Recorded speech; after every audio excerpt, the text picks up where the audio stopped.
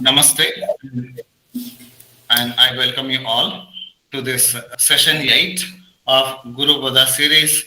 To guide all of us, Dr. M.B. Guraja sir is there with us. I cordially invite Dr. M.B. Guraja sir to this class. Thank you. Thank you, Dr. Janardhan. And the convener, I'm Dr. Janardana Hebbar. I'm the founder of easyayurveda.com.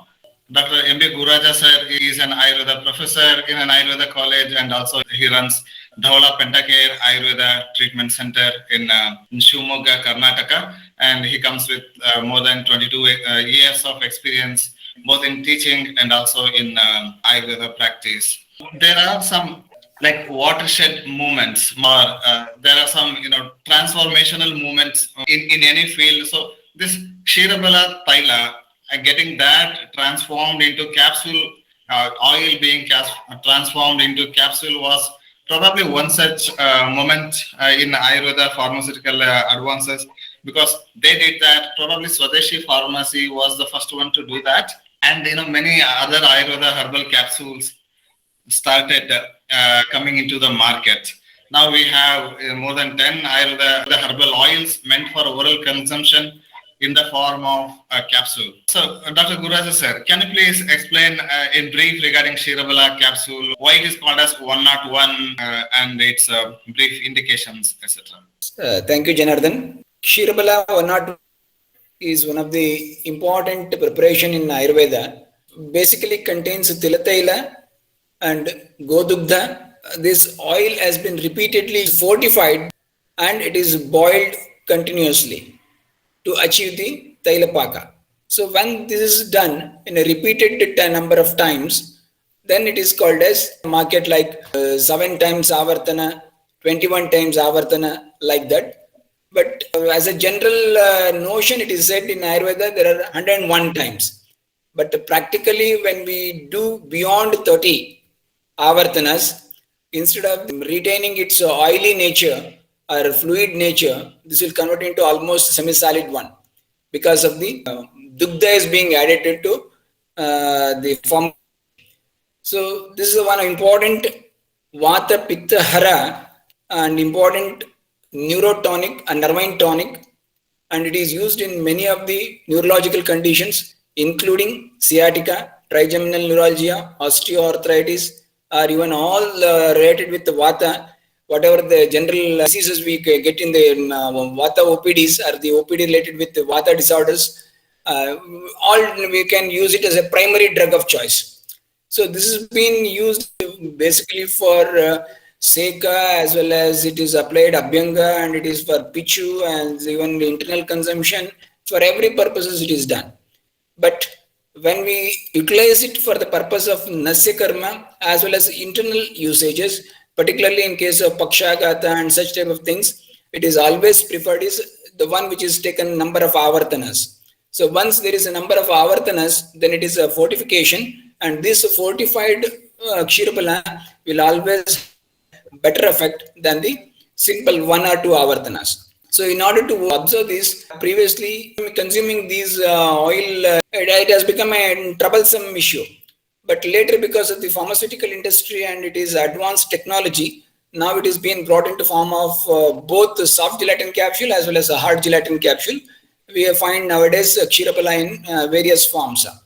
So this can be even in the form of containers which can directly as a drops we are getting it. So this Ksheerabala is one of the widely used Ayurvedic product, or the basic first line of drug, you can say, in the treatment of Vata Rogas. Because Godugdha or cow milk is there, Bala is there, which is again a coolant. Is it safe to say that it has a coolant effect on the body, or what is the net effect in terms of hotness and coldness on the body because of this? See, we need to understand that Ksheerabala in the form of material what we use it, or the mode of usage will definitely will make the things heat or cold or something like that. Generally, its potency is cold, but it doesn't cause any as such cold or sore throat or something like that, or it won't increase the cough manner.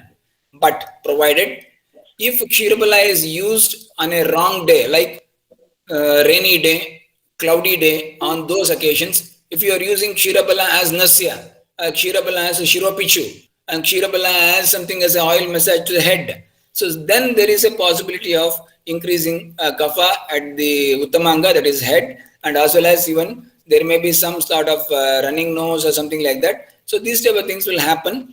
If that depends entirely on the method or the mode of application. Simply taking inside the body as a oral medication or something like that, it won't increase the kapha in such manner. Though it is widely used in most of the like Vata disorders, it's originally mentioned by Master Vagbhata in the context of Vata Rakta. Both when like Vata dosha and Rakta dhatus, they are together involved. So can it be used in other diseases where, which are grossly compared with Vata Rakta, like varicosity of veins or gout and such other vascular diseases associated with pain also? But generally, it has been observed that Kshirabala capsules or Kshirabala Taila is used wherever Vata and Pitta are involved, or even a Rakta if it is involved also in that condition, but there is a blockages, then it won't work as a Sroto Shodhana Dravya. It won't penetrate the muscles of the body and breaks open it. It won't do that.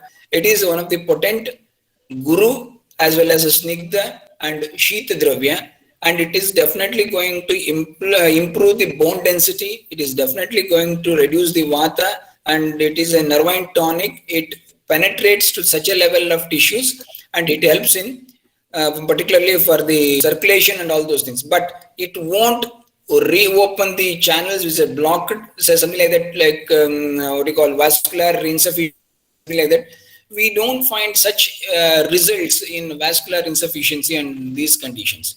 So there is a better drugs for that vascular insufficiency, like we can go for Marich Churna, and we can go for Vacha Churna, or when you can go for any Amlarasa Dravyas which can open the Shrotasas, so that they are better in that when compared to that. And Kshirabala, it is not an ideal choice in these conditions where it has been particularly for the blockages, venous insufficiency, or even atherosclerotic conditions. In those type of things, I don't find it's a good choice. But it is generally we can use it for osteoarthritis. It's a very good choice. Age-old senile-related any problems of Vata or pain or neuralgia and those conditions, it is a good choice. So in such type of things, this is good. Or osteoarthritis, or even the osteomalacia, or even the porosity of the bones, or the issues, wear and tear due to the age. In those areas, this can be used with a good results. So wherever this tissue regeneration, rebuilding of joints, ligaments, tendons, or bone tissue, so there this is more useful, you mean to say, sir? Yes, definitely. Where there is a tendon rupture or ligament tear or something like that, damages are there, where particularly osteoarthritis or even cartilage damages are there. So in those areas, Kshirabala 101 is an ideal drug, can be used.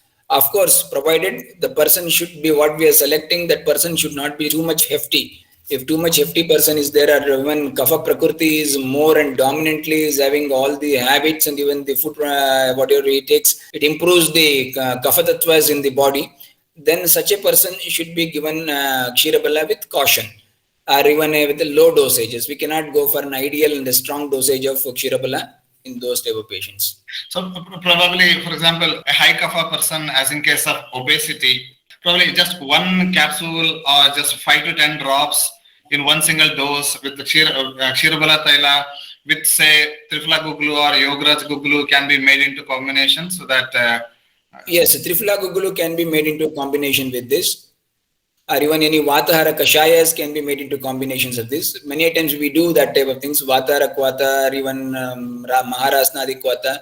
Into that we add 4 to 5 drops of Kshirabala and in a warm, and it is used. So this is a good combination to use it in case of neuralgia and neuropathies and this type of Vata disorders.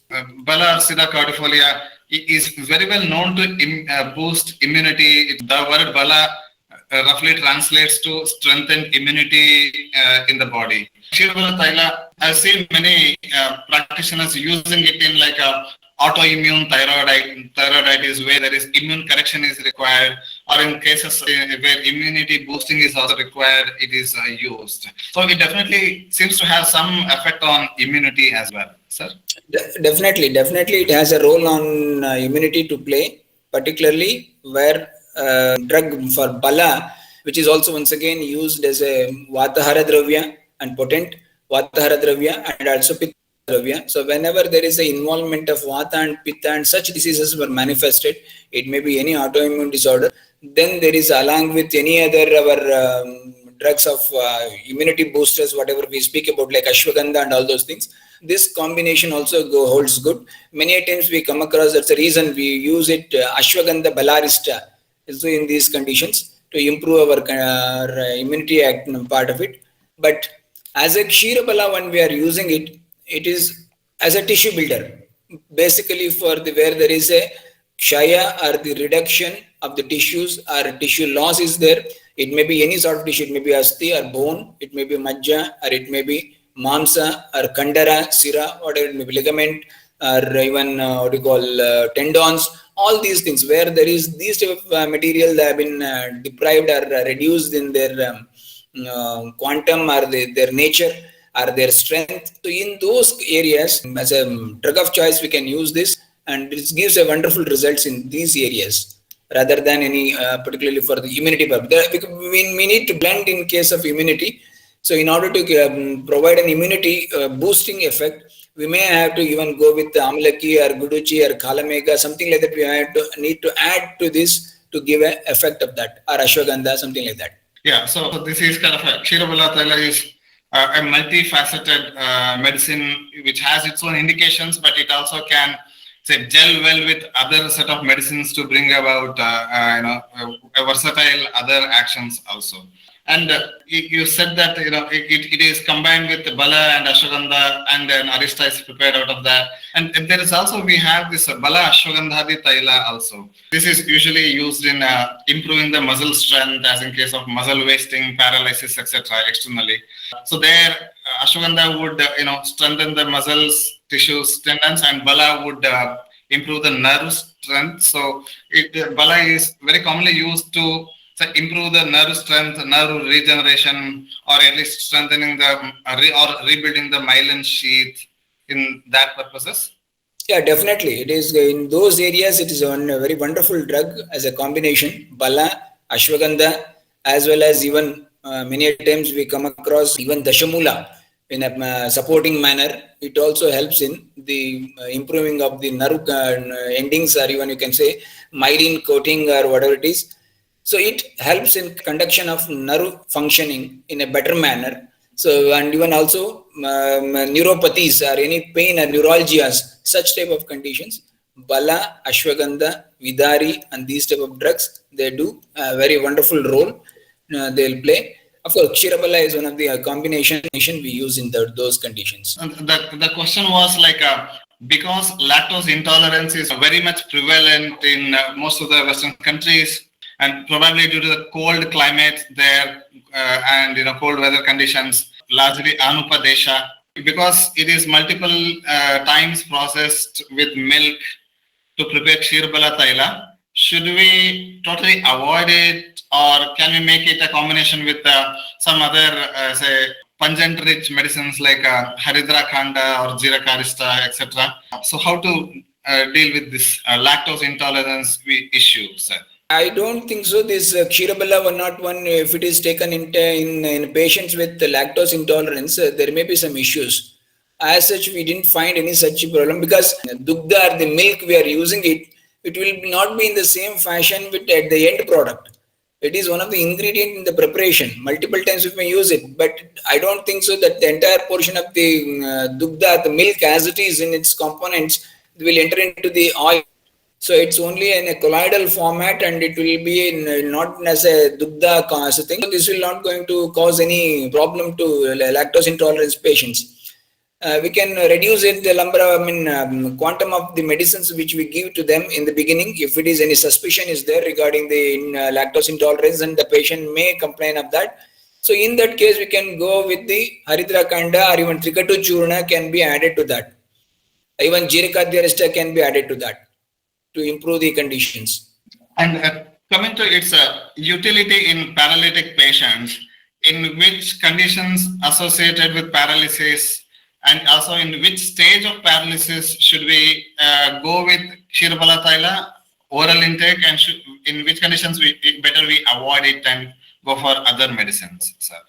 See, first of all, we need to understand what is paralysis. Pakshaghata or paralysis is one of the major manifestations, and we do come across a lot of patients with that, and it is not a simple disease. It may be a presenting complaint, maybe a slightly tingling sensation or unable to lift the hand in the early stages, and that's what called Navotha. We said it is a new manifestation or early manifestation. In such early manifestation, using Ksheerabala 101, we can clear the condition in a short duration of time. That is possible. But nowadays, what we are getting Pakshaghata in the practice, most of them are due to they were not knowing that they had a hypertension, or they were not knowing that knowingly they are leaving the hypertensive, antihypertensive medicines. So thereby, complications of hypertension leading to Pakshaghata. It's called cerebrovascular accidents. So this is what we are come across nowadays in a large number. And in these conditions, I don't think so in the basic of 48 hours or 96 hours, until unless the patient is stabilized, we can't go for giving any of these medications, particularly Ksheerabala 101. Only what we can do is Ksheerabala 101, we can use it in the form of Nasya in these patients, and with the causing irritation, so that maybe we can regain his conscious and all those conditions. So, but before understanding the total paralysis or the Pakshaghata in total, it is better, we should know that we can't claim that we can cure Pakshaghata by using only Ksheerabala 101. It is not possible in such sense. Ksheerabala 101, even though primary drug, many times we need to combine these drugs to many other combinations to adduce the results. Maybe with certain even herbomineral drugs, we may have to use it. So that is not a simple one condition. We can use it very easily and cure it. If it is in very early onset and the patient has reached their OPD within the first 24 hours or something like that, 48 hours, then it will be easier for bring the result with the medication. Of course, not in the where the quantumness of the disease is much higher, where there is a severe internal bleeding and patient is in a deliberate conditions. So you cannot use in those areas any other medications until unless patient is stabilized. So first, patient stabilization is very important. If any bleeding is there, that has to be stopped. Then recovery phase will start. So in those conditions, if it is a mild to moderate forms, paralysis or maybe paresthesia, in those conditions, Ksheerabala in the 101. But simply Ksheerabala 101 for every patient of Pakshaghata may not be an ideal one. We need to assess the condition as well as we need to assess the level of damage and depth or involvement of the doshas and even the depth of the disease. So once it is understood, then only we can go for bringing the protocol for the treatment. In case of say hemiplegia or paraplegia, after the initial set of treatments are over, when the patient is there in a rehabilitation phase, then the tonic to improve the general health and immunity and also the strength of the nerves and joints and the whole body tissues, can it be used as a medicine for a rehabilitation for longer periods of time? Yes, definitely it can be used for a longer period of time, but not in the initial days of treatment. Once the stabilized, then you can use it for the rehabilitation or tissue damages or even nerve damages, whatever it is there, to overcome that part of it. Because if a patient approaches a doctor within a short span of time, then the tissue damage will be comparatively lesser. Many times we find patients reaching to us after 5 months or 6 months, somebody has told, and that's when we are coming to here and something like that. So such type of patients, we get it. Then those type of patients, it takes much time to get healed because they already come late to us. As early as possible, if they reach to the proper Ayurvedic treatment centers, definitely once the patient is stabilized, then we can go for the rehabilitation purposes. Then we can those areas, Ksheerabala 101 is one of the wonder drug or the right choice. Definitely we can use it in as a Pichu as well as Nasya, as even for the Shirobhyanga. this can be used. Coming to its side effects, did you get any clinical condition in which you were forced to stop Ksheerabala Taila because of some adverse effects, or do you avoid Ksheerabala Taila in certain conditions, sir? No, usually I didn't get any patient who have started using Ksheerabala and suddenly I need to abruptly stop it or something like that, or any side effect untoward incidents has taken place. I never come across in my 23 years of my practice. Only thing is that we should be very clever in handling or selecting the patient and selecting the drug. If a right kind of patient is taken and in those particular right kind personalities, then are the conditions. If we use it, then there will be no issues. If a wrong selection is there, if a person is having a totally hefty or body type of kapha, a severe head injury or something like that, in those patients we are thinking that it is pakshagata and we use the medicine. It is not the right type of thing. So we need to be assessing our the disease manifestation to be understood. Samprapti or the etiopathogenesis of the disease has to be understood in a right sense. Then we should go for the breaking of the pathology. So then there is a selection. Yes, Dr. Sachin Kapsiji, please go ahead. So we in general OPD, we found some patients that don't have any symptoms of typical gout. They don't have any joint swelling or redness of joint, but the uric acid levels is on a higher side. In this condition, can we use that Ksheerabala? In those patients, it is better to go with Yerenda Brista Haritaki or Triphala Churna with Yerenda Taila Brista Triphala Churna. Such type of things are good. Gomutra Haritaki, these type of combinations are useful rather than selecting Ksheerabala in those conditions. Yes, Pradeepaji, please go ahead with your question. Let me start by saying Ksheerabala 101, including Taila and the capsules. I've used it in somebody with spondylitis, cervical spondylitis, and it was amazing how the results were shown and how it all improved. So there is this client who's going through a menopause, who has extreme Vata disorder, but she also has like uterine fibroids. So looks like Ksheerabala is not the best option in those cases, correct? No, if the patient is not obese, no problem, you can go ahead. If it is menopausal symptoms are there and such type of things are there, no issues. Only just because the fibroid is there, avoiding this one is not a right type of thing, because the fibroids are totally different one and it is manifested due to the various changes occurred in the hormones at the level of uterine reproductive system. So we don't need to worry about those areas because she is already in menopausal age. Then definitely there is osteoporotic changes are occurring and she will be definitely benefited by using. You can go ahead with Ksheerabala, nothing to worry about it. Thank you. And in what form do you suggest? Is it like Abhyanga with Ksheerabala or Basti with Ksheerabala or Ksheerabala 101 in capsule forms? Because it has to be given for a longer duration. What I feel is in those patients, it should be given internally. So better you select Ksheerabala 101 capsules or Ksheerabala 101 containing drops like Neurocare and all those things. Use it as a oral medication along with hot water or hot milk. Few 8 drops in half cup of milk or something like that. Use it regularly. It will also provide them a sufficient calcium backup as well as the bone building matrix. Then definitely the decaying will be delayed or the osteoporotic changes will be taken care of. Okay, thank you. Now a follow-up question, how do I choose between, because you just mentioned it because you have to take it for a longer period, go for the capsules, but between Abhyanga, between Basti and using it internally, how do we choose it based on the condition and based on the severity, chronicity of a condition?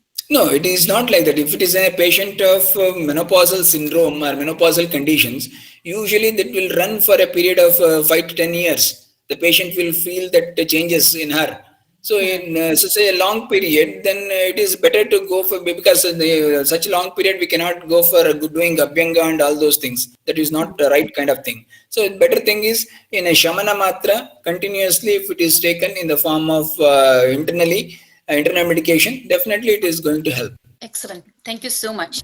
And a question has come, will it be useful in diabetic neuropathy in an obese patient? Yeah, definitely it can be used in diabetic neuropathy, but with a caution, because there is obesity is there. So with a caution, you can use it. It's not like a straight away avoid this type of a medicine in say obesity or very high cover condition. It can still be used in lower doses, especially when there is neuropathy or we are targeting nerves and joints, right, sir? Definitely. See, we don't want to just say that avoid it. With a small quantity of medication, we can go with this Ksheerabala. Along with that, we can use some nanomedicines of Ayurveda, Rasaushadhis. It is like Ekangavir Rasa is there in a small quantity, or even Mahavata Vidvamsan Rasa in small quantity, or even Rasaraj Rasa in small quantity. Along with this, then definitely they will. But even the capsule palsineuron, there are plenty of such medications that are available. We can use it, so that will definitely going to help in reducing those issues with the patients. Dr. Sachinji, you have a question? Which is proper format to use, capsule form or drops form? Both are available. You can, it is your whatever the things which are available, because many a times you cannot get the medicines in right one, because there are certain companies they are available in the form of drops, or some companies it is available in the form of capsule, and in some companies it's available in both. Like in one of the company, most of the companies have come with the soft gelatin capsule, and one company is also with the hard gelatin capsule. Ksheerabala is available in a band sealed format, and there is once again Ksheerabala in the form of direct oil, even the drop format it is there. So whichever is available to you, you can choose one, because our thing is that by repeat observation and repeat usages, we will come to know that exactly which company is producing with the right kind of thing and how much we are getting a result. And definitely doctor will get confidence on that product, and definitely he picks up that product. So that can be done by initial studies and initial way of practice, initial time of practice, and that you will get it very in a short span of 1 year. You will come to know that which brand is giving you good results in your area, and automatically you try to fix it on that. Capsule and the drops, they're both same medicine encapsulated in capsule form, or it's available in the oil form. One of the ways to look at it is like, if the client is fine with taking the oil as such orally without any difficulty, then it is fine. And also sometimes with older patients, because Ksheerabala has this Rasayana effect and we'll be using it in older patients also, they'll be having trouble with counting the number of drops to be added to the milk and all. So in that case, capsule will be kind of very easy for them. Just take it and swallow it. So in that way, day-to-day dose variation and such other problems will not be there with the capsule. Whereas in drops, the client has to count the number of drops, and so that problem will not be there with the capsule. Case study problem has come. A PCOD patient is taking Kumari Asava, Rajapravartini Vati, and Kanchanara Guggulu. With these medicines, they have helped to regularize the periods, but the pitta has increased and causing red skin rashes. So how to go about it, and what are the medicines that we can add? You can go ahead with Kadrarishta and Brihadharidra Kanda. That will take care of those eruptions, and they'll control the pitta. So that can be avoided by using Kadrarishta to large extent, and even the Brihadharidra Kanda. That gives the result. And it is not just because of the medication. Even patient may be consuming some food articles which may also trigger the pitta to increase. So that part should be taken care of, to avoid all those spicy, pungent, and as well as pitta increasing material. If she is taking, that has to be taken care of. That should be avoided. Okay, going to the next question. If a diabetic person is on an Ayurvedic anti-diabetic medicine like Diabet Guard, and sugar is always in the range of 5.5 or 6, I believe it is HbA1c test in the morning, do they continue the herb? If so, for how long? Are these herbs for lifetime? When can a person actually change these herbs? So this is also regarding, so changing one anti-diabetic Ayurvedic medicine to the other, how to change it, what are the precautions to consider, and also, can diabetes only be managed, or when the HbA1c is regularly under control, can we decrease the dose or even stop it and just switch back to lifestyle changes only? Sir. First, we need to understand certain issues with prameha or diabetes. There are 20 varieties of prameha or diabetes as explained in Ayurveda, out of which 10 is produced out of kapha, and that can be curable. So the curable or sukhasadhya, the term is used only with respect to 10 varieties of kaphaja pramehas, whereas 6 varieties of pittaja prameha, napya, that can only manageable, and 4 varieties of vataja prameha, that is due to vata, they are incurable, that cannot be cured. It can be controlled or it can be manageable throughout the lifetime. So this is the one thing. Presently, what we have seen is just simply we try to analyze the blood sugar levels and we brand a person as a diabetic or a non-diabetic. It is not the right way of thinking, because in Ayurveda, prameha has been very clearly mentioned. Something required to the body is going out in the form or through the urine. So until unless we get, if it is accepted as a sugar, then if it is comes in the urine, until unless the sugar comes in the urine, the person cannot be branded as a diabetic one. So whenever we have got many patients, those blood sugar levels are high, but there is no urine sugar, they can be considered as pre-diabetic patient, but they are not the diabetic patients. This is the one point, number one. So we need to understand, we don't regularly check HbA1c in a very oftenly. So HbA1c usually done at least in the gap of 3 to 4 months. And if the HbA1c is under one control, means 5.5 to 6, means it is giving a clear idea that blood sugar is on an average is under control. It is somewhere between 150 mg per deciliter. So somewhere around that. So when such things are achieved, maybe by using drug, controlling the diet, doing exercises, and a combination of all this, definitely when these things have collectively given result, so that result has come in the form of HbA1c in the range between 5.5 to 6. So it doesn't mean that once you achieved it, you remove all the medicines. You cannot.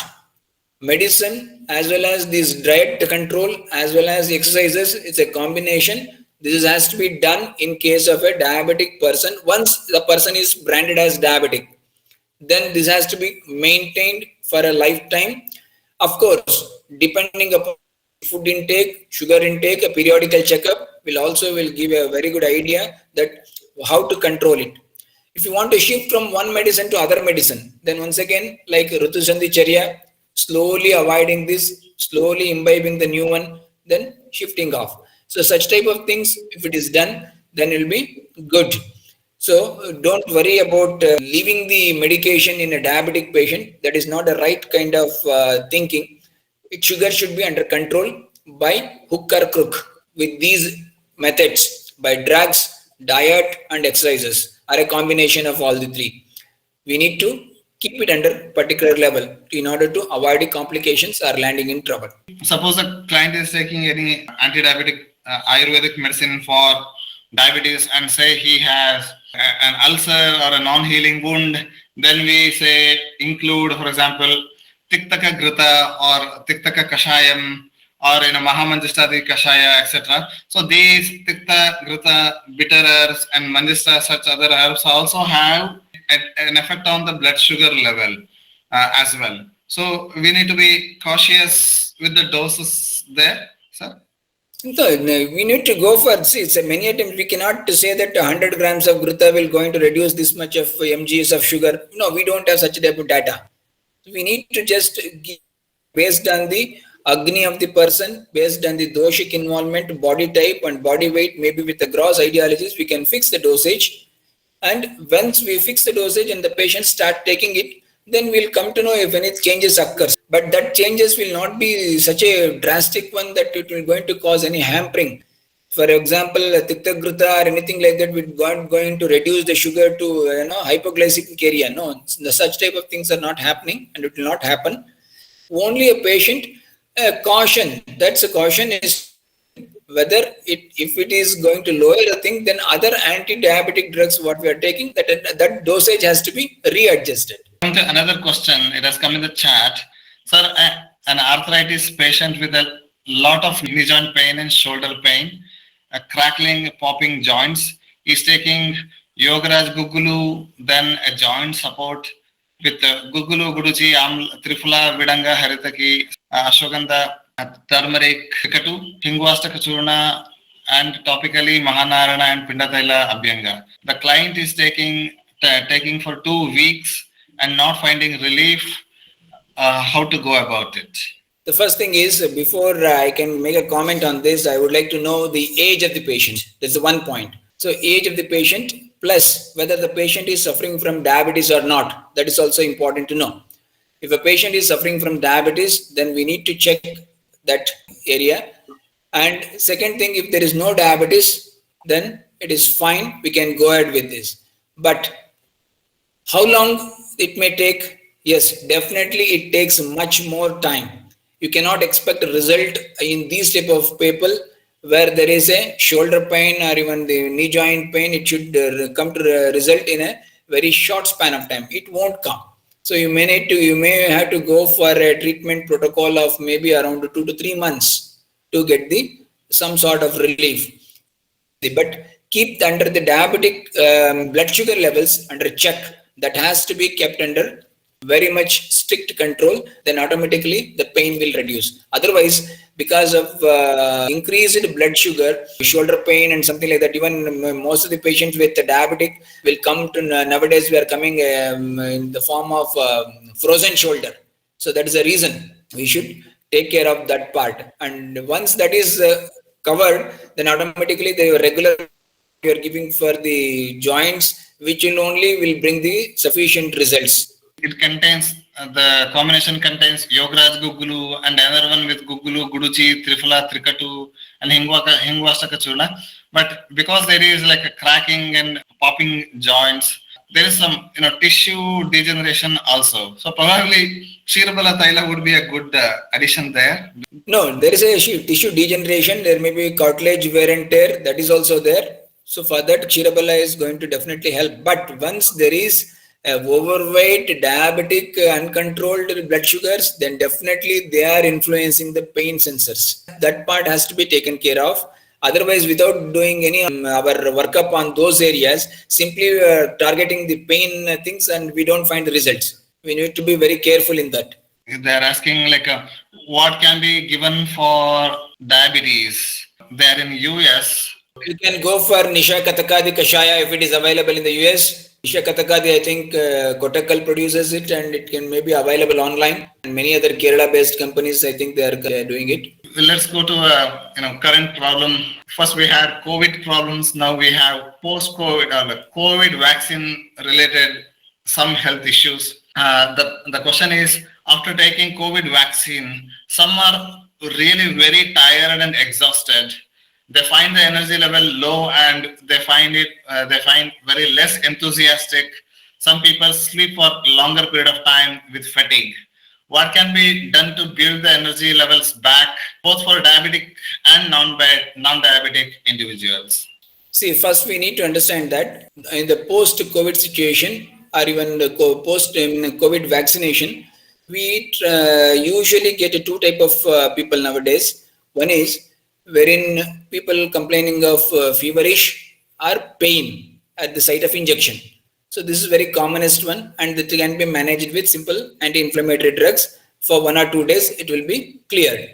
But we have a lot of other patients, those who are with headache after the post-COVID injection, headache, numbness, and these things. Please do remember, these type of patients are prone for myocardial infarction and complications. So better in any patient who complains of headache or anything like that, means the drug or the vaccine is acting on blood vessels and blood capillaries. So we need to go for Shrotoshodhana Dravyas, or you can go for the blood thinners in order to maintain it. Otherwise, the patient may land up in some trouble.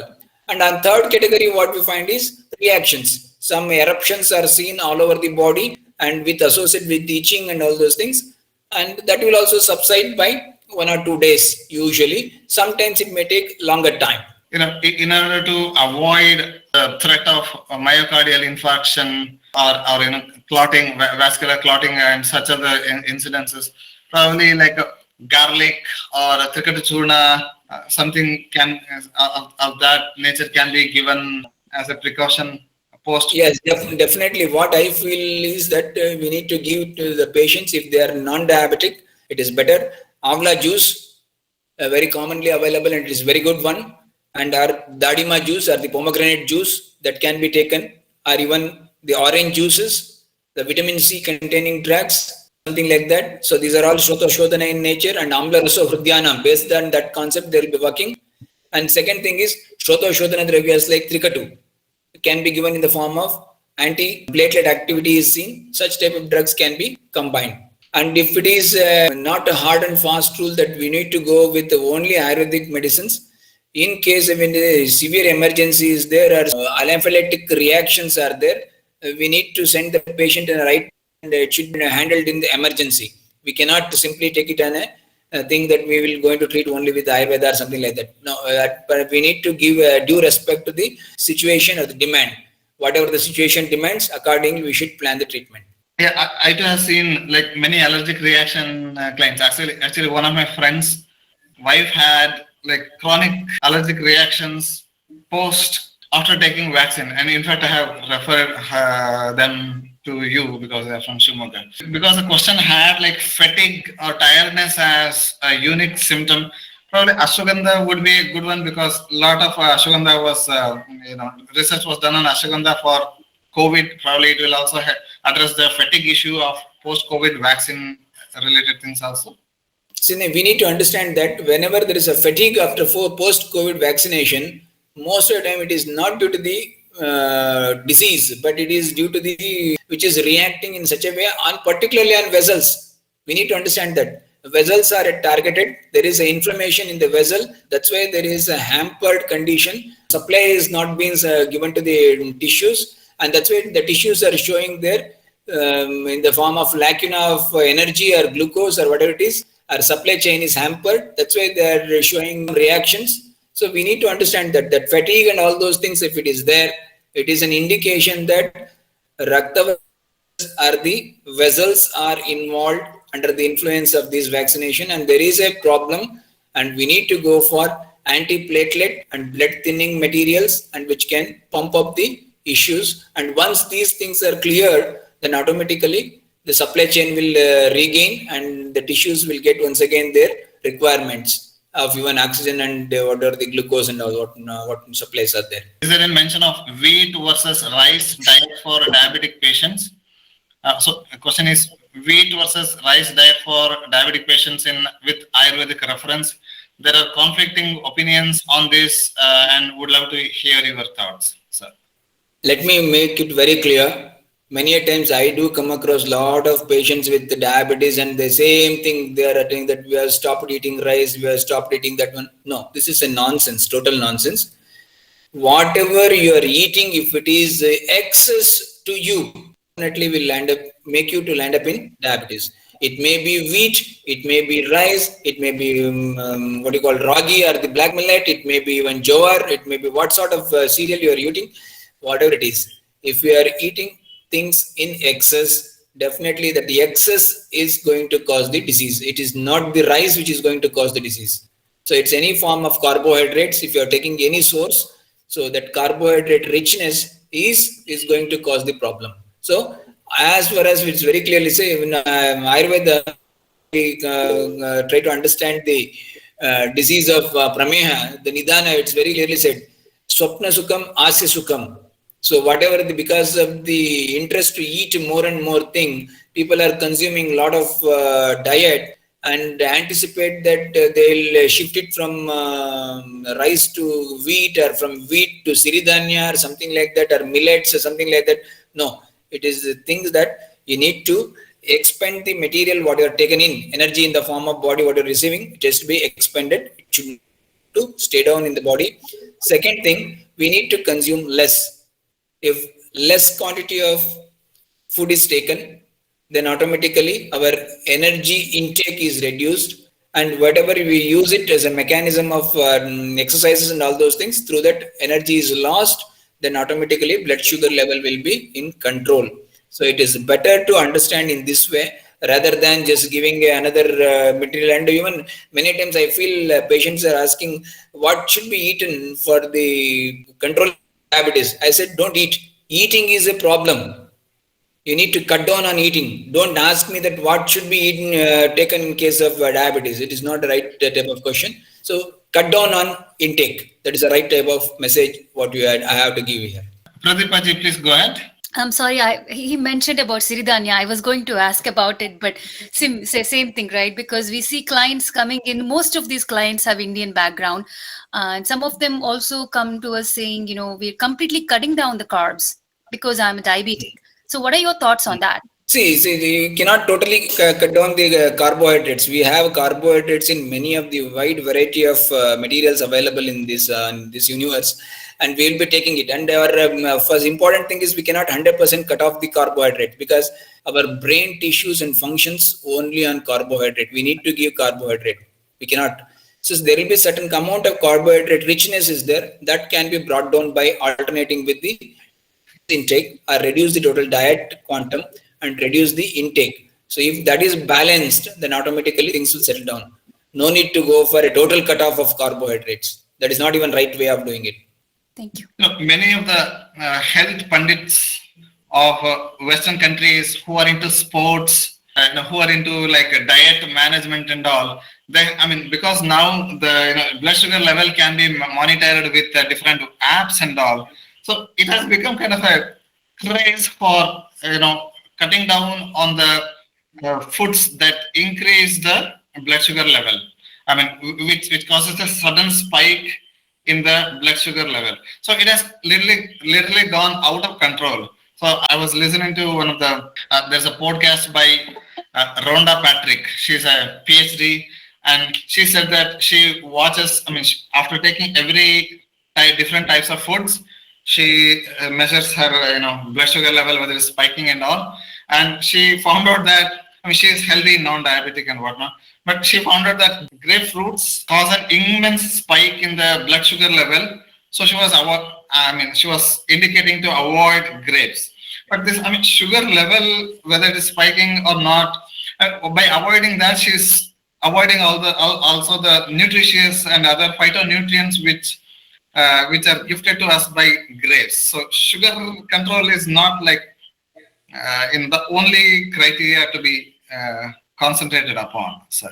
No, it's an important point that we need to cut down on the carbohydrate, but not to such a level that you are going to hamper creating a deprived condition for carbohydrate. That is not the extreme ends of the situation. That is not the right kind of thing. Wherever, see, for example, if a patient is having blood sugar levels around 270 after food, then some medication has to be brought in. Then try to reduce the carbohydrates by 20%. Like if he is consuming 2 cups of rice, ask him to go for 1.5 cup or 1 cup, something like that. You need to reduce by step, and then you come to a place where you can fix the dosage of that particular person. So it is from person to person, it varies, and it is an individual customized method.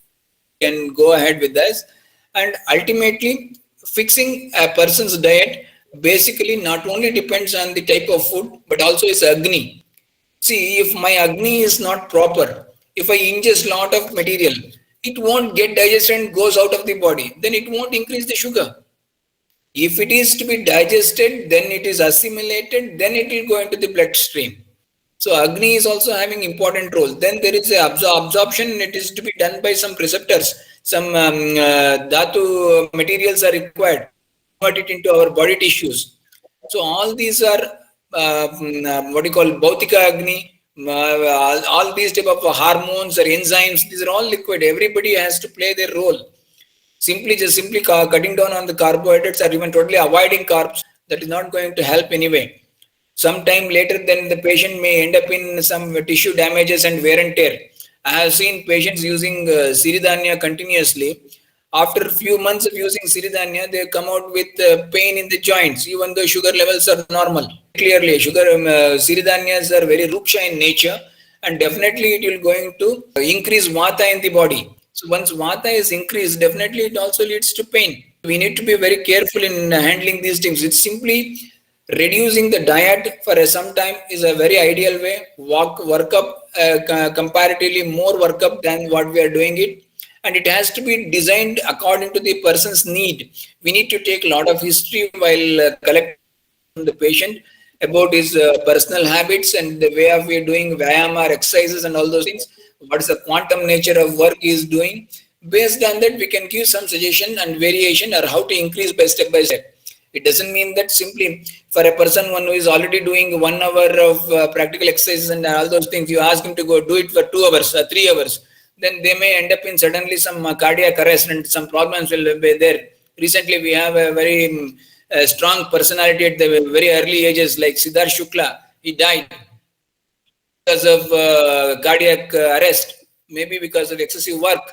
We don't want to do all those things. Simply step by step increase the condition demands accordingly, fix up the dosage of medicine and also reduce the sugar intake, then fix the dosage of medicine and even the exercises, quantum and everything. Then definitely that will be a very good choice. And also recently, a couple of years before, even the Westerners also, they revised the blood sugar level controls, and they said that very strict management of especially in an already established diabetic patient, it's not like hard and fast rule that the fasting level should be below 100, and even if it is in the range and if it is maintaining well, that is quite sufficient. Rather than we should not be pulling down the blood sugar level too much, sir. See, I'll tell you one thing. We have pipes in our houses and they are heat sensitive. I correlate here heat to glucose. If the heat in the running water increases to 150, that pipes will melt. Okay. So do you think that if the heat in the pipe, if it is increased during the daytime at early morning, then it won't cause any problem? If it happens in the afternoon, then it is a problem. How can it be? When temperature reaches beyond that pipe will definitely melt. Here also, if blood sugar reaches beyond a certain level, definitely it is going to cause a damage in the internal organs. So whether you are in a fasting condition or you are in a postprandial condition, or it's a random blood sugar, it is expected to be within the range. It doesn't mean that it should be somewhere always. It should be fasting sugar should be somewhere between 120. If it is just 130 or 140, then it is going to cause damage. No, though there is no such hard and fast rule. And of course, person to person, from continent to continent, and even the race difference is also there. We cannot simply fix for everybody one type of blood sugar levels. We cannot fix it as a normal. The normalcy can vary with a you can say that as a normal variant. There are many variations across the globe that should be kept in mind. Simply, we cannot something line as 150 is the ideal one. You always keep it below 150. No, we need to understand that what is his body mass, what is his weight, and what is his nature, and what is his race, what is his consuming, what is his problem. Everything you just go by step, then analyze accordingly, then slowly shift it back to bring it to the normalcy. Or otherwise, simply pulling down everybody to come under 150, that may not be a right kind of thing, because we have people with 45 kgs weight, we have people with 100 kgs of weight, and nobody will not be having the same type of blood sugar levels. So we need to understand that there are a lot of issues to know about. You conveyed is, let's not too much dwell into the laboratory reports, see the person in front of you and judge, rather than taking too much of laboratory reports. I see Dr. Seema Kamatji joining here. She's one of the students. She's my senior and student of Guraja sir. First of all, congratulations, Dr. Seema Kamatji, for winning the Golden Visa in Dubai. She's an Ayurveda practitioner, and due to her services, she has won a Golden Visa. Congratulations and happy Teachers Day to you, and your teacher is in front of you. A couple of words. Yeah, thank you, Dr. Janardhan. Happy Teachers Day, sir. After a long time, I'm seeing Guraj sir, really feeling very happy. Congratulations on achieving the important thing. All your blessings and wishes, sir. It's your effort. It's your effort. Thank you, sir. Okay, so yes, Satyanji, last words, maybe 1 minute. I firstly like to wish both of you very, very happy Teachers' Day. You are just my gurus that you lead me to do practice. I am a general practitioner transferred into Ayurveda practitioner, and now I am setting with my own typically Panchagama center. I am very, very thankful to both of you. You are always role model for me. Congratulations, keep doing it. You will find the results and definitely you will go to very higher ends. Thank you. Ayurveda, those who are practicing Ayurveda will never be let down by Lord Dhanvantri. So don't worry. Have faith in our subjects and do good. Thank you, sir. Thanks a lot. Okay, many congratulations or other things. Teachers' Day wishes are coming in the chat. So thank you very much, one and all. See you in the next session of Guru Bodha next Sunday. Namaste. Thank you very much, Guru Raja sir. Thank you. Namaste. Namaste to all.